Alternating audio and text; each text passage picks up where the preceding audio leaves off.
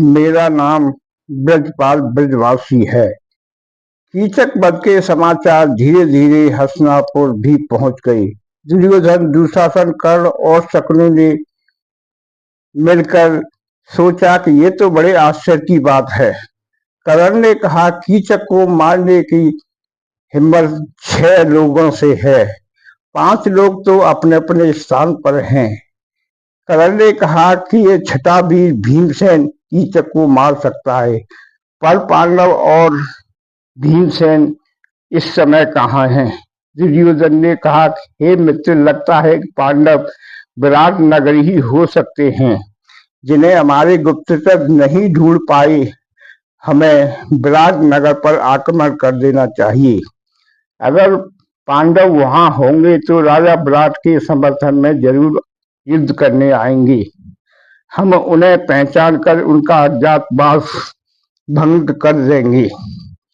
फिर पांडव 12 साल वनवास और 1 साल यज्ञवास में चले जाएंगे।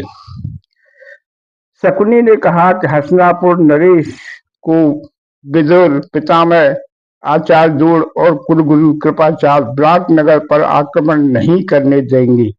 दुर्योधन ने कहा, हे मामाश्री, ये सभी हस्तिनापुर से वेतन पाते हैं, उन्हें पिताश्री का कहना मानना ही होगा। शकुनि ने कहा, हे भांजे, आपको थोड़ा सा झूठ बोलना पड़ेगा। कीचक वध के बाद गुप्तचरों ने सूचना दी है कि राजा सुशर्मा भी विराट नगर पर आक्रमण करने वाले हैं।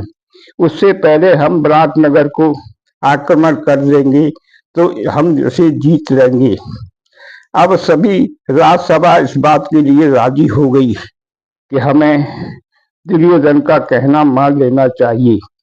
तब सभी ने अपनी सहमति दे दी। तब एक बड़ी सेना के साथ सभी वीर विराट नगर की तरफ आक्रमण करने के लिए चल दिए। इधर विराट नगर के राजा ने कंक से कहा, हे कंक, युधिष्ठिर के पास तुम रहते थे तो उन्हें युधिष्ठिर को दूध कीड़ा खेलने से आपने क्यों नहीं रोका? फिर कंक ने कहा, हे राजन, अगर मैं उन्हें रोक लेता या समय की गति कुछ ऐसी है तो संसार में कैसे पता चलता कि दूध कीड़ा कितनी बुरी चीज है। जीतने वाला और हारने वाला दोनों ही इसके परिणाम से अपरिचित हैं। वो अपना सभी कुछ गंवा देते हैं। इसी समय गुप्तचर ने सूचना दी कि सुशर्मा ने हमारे गोधन को चुरा लिया है। विराट नगर ने कहा, कीचक वध के पश्चात सुशर्मा की ने कैसे सोच लिया कि हम अपनी रक्षा नहीं कर सकते हैं। उन्होंने अपने सेनापति से कहा कि हमारी सेना तैयार की जाए, हम सुशर्मा से युद्ध करने के लिए जा रहे हैं। उसी समय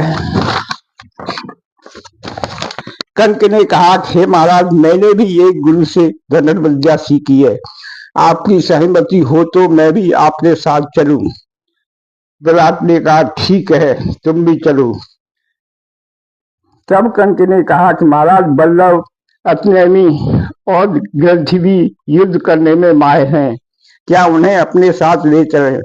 तब राजा ने कहा, वहां रसोईया, गोपालक और घोड़ों की देखरेख करने वाले की क्या जरूरत है?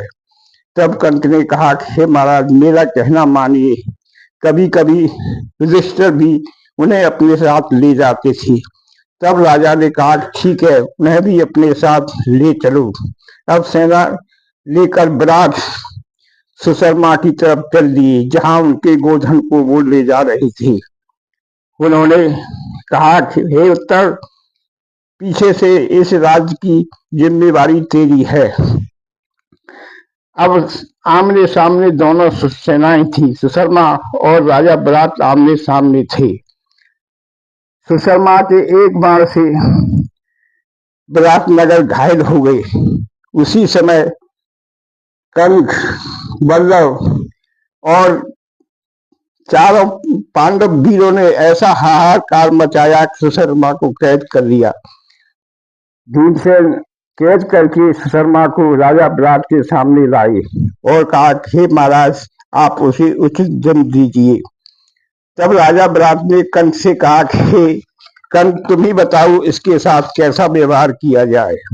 तब कंस ने कहा, हे महाराज, इसे एक मौका दिया जाए और इससे माफी मांगकर इसे आजाद कर दिया जाए। तब कंस ने कहा, हे कंस, क्या युधिष्ठिर ऐसा कर सकते थे? तब कंस ने कहा, युधिष्ठिर की तो बात ही छोड़िए, वो तो बहुत दयावान है। तब विराट ने कहा, ठीक है, इसे भी हम आजाद करते हैं, मगर हम कुछ दिन यहीं पर आराम करना चाहते हैं। तभी एक सैनिक को उत्तर के पास विराट नगर भेजा गया और कहा गया कि राजन अभी कुछ दिन यहीं आराम करना चाहते हैं। उसी समय उत्तर को उसके गुप्तचरों ने सूचना दी, हे राजकुमार, हस्तिनापुर की सेना ने हमारे नगर को चारों तरफ से घेर लिया है। बड़े बड़े वीर हमसे युद्ध करने आ रहे हैं। तब उत्तर ने कहा, कोई बात नहीं, जब तक मैं हूं किसी को चिंता करने की जरूरत नहीं है। उसी समय ब्रह्मला और सारंगी महारानी के पास आई। तब सारंगा ने कहा, हे महारानी जी, इस बहनला को उत्तर राजकुमार के साथ भेजिए। तब महारानी ने कहा, हे सारंगी, ये ब्रह्मला उसके साथ क्या करेगी? यहाँ कोई संगीत थोड़े ही होना है, वहां युद्ध होगा। तब सारंगा ने कहा, हे महारानी, मेरी विनती स्वीकार कीजिए। कई बार अर्जुन भी ब्रह्मला को अपने साथ युद्ध में ले गए थे। तब राजकुमारी ने कहा, ठीक है उत्तर, अपने साथ ब्रह्मला को ले जाओ और युद्ध करो। अब ब्रह्मला उत्तर के साथ रथ हाँकने के लिए चल दी। जब राजकुमार उत्तर ने देखा कि हस्तिनापुर की सेना नहीं, कोई महासागर है, तो वह घबरा गया। उसने कहा, हे ब्रह्मला, मेरा रथ यहाँ से तू ले चल और विराट नगर चल, ये तो कोई बहुत बड़ी सेना है, इससे तो स्वयं देवराज इंद्र भी युद्ध नहीं कर सकता है।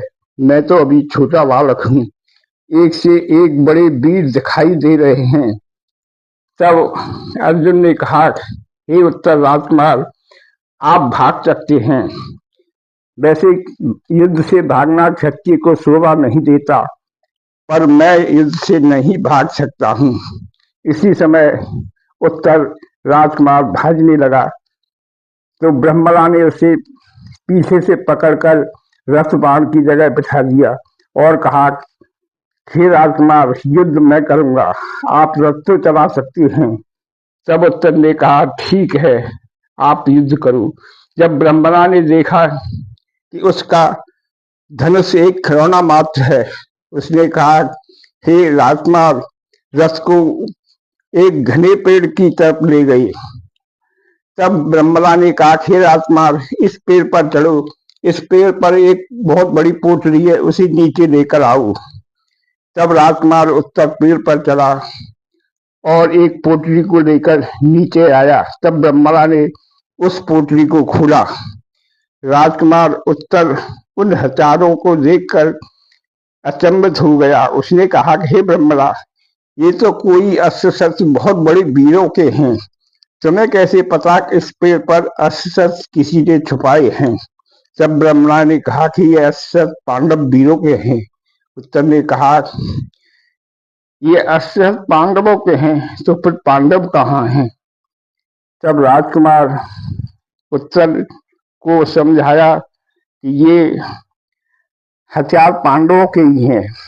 कंक नामधारी युधिष्ठिर है, बल्लभ भीमसेन भैया हैं, स्वयं मैं अर्जुन हूँ, नकुल और सहदेव तुम्हारे पिता के साथ युद्ध करने गए हुए हैं, और सारथी हमारी प्रिय भाभी है, वह द्रौपदी है। तब उत्तर ने कहा कि मैं नहीं मानता कि आप अर्जुन हो, जो संसार का सबसे बड़े धनुर्धर हैं। अर्जुन ने कहा, मैं अर्जुन ही हूँ। तब उत्तर ने कहा कि आप अर्जुन हो, तो अर्जुन के 10 नाम बताइए। अर्जुन ने अपने 10 नामों को बता दिया। फिर उत्तर को विश्वास हो गया कि संसार का सबसे बड़ा धनुर्धर का मैं सारथी बनना मेरे लिए गौरव की बात है। फिर अर्जुन ने अपने गांडीव से टंकार की और अपना देवदत्त नाम का शंख बजाकर कौरवों को चेतावनी दी। तब दुर्योधन ने कहा, हे पितामह, यह गांडीव की और देवदत्त शंख की आवाज है। ये तो अर्जुन मालूम होता है।